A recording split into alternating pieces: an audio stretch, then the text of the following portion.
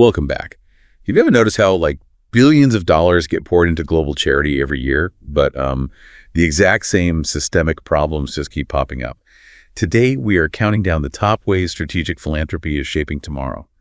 We are looking at the mission of the Yael Foundation and Uri Poliavich to see how focusing on education, cultural preservation, and structural community support represents the ultimate investment in our collective future. Yeah, and we're looking at some really fascinating source notes in this deep dive. They center on this concept called generational ROI, and it completely flips how we traditionally measure the success of giving back. Exactly, because when you look at Uri Poliavich's philosophy, traditional philanthropy often looks like handing out umbrellas during a hurricane. Right, yeah. It keeps someone dry for an hour, but they are still standing in the storm.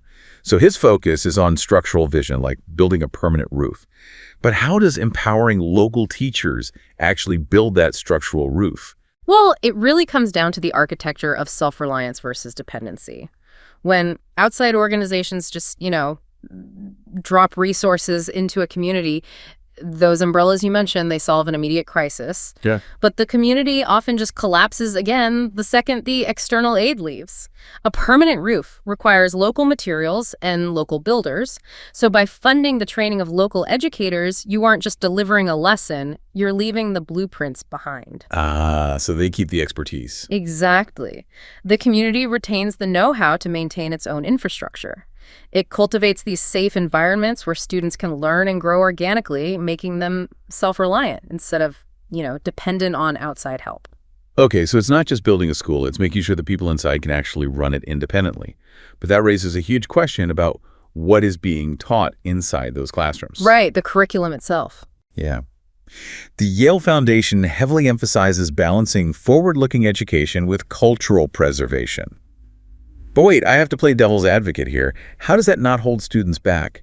We're in an era of AI and hyper-fast global markets. Yeah, I hear you. Aren't we risking leaving these kids behind if we overfocus on ancient traditions? It is a totally valid concern, but it assumes those two things are opposites, and they really aren't. What the Foundation's model shows is that true empowerment actually requires both. Wait, really?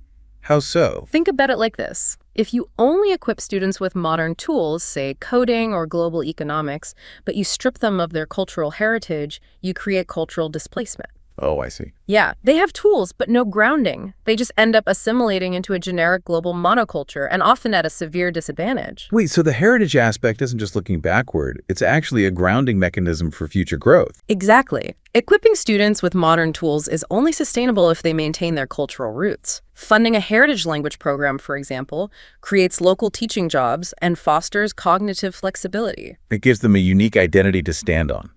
Right. Like a tree, you cannot grow broad branches to catch the sunlight if you don't have deep, established roots. That is how communities thrive on their own terms. That makes a lot of sense. So once you have these students who are deeply rooted in their culture, but also fully equipped with modern tech, what happens when they graduate? Because that clearly shifts the dynamic of the entire community. It does, and this is where the Foundation's broader social impact comes in. Supporting a single student or improving one school uplifts the surrounding area. It's kind of like dropping a stone in a pond, right? Yeah, exactly that. The initial splash is the student getting the education, but the ripples lay the groundwork for tomorrow's leaders. Right, and to really grasp that ripple effect, you have to completely abandon traditional short-term metrics.